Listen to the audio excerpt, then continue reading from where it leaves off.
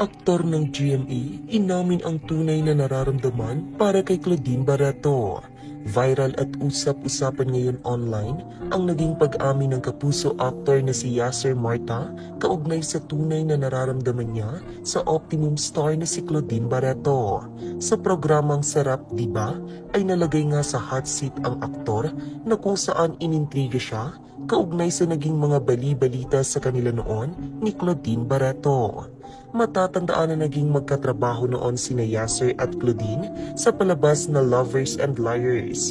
Dito raw nagsimula ang closeness ng bawat isa sa isa't isa at dito rin nagsimulang mapansin ng ilang mga taga-suporta ng dalawa ang naging pagiging malapit nila. Sa programa ay naitanong nga kay Yasser kung gaano niya i-rate ang closeness nila ng aktres sa scale ng 1 hanggang 10. Mula nung magkasama kayo sa isang soap, madalas kayong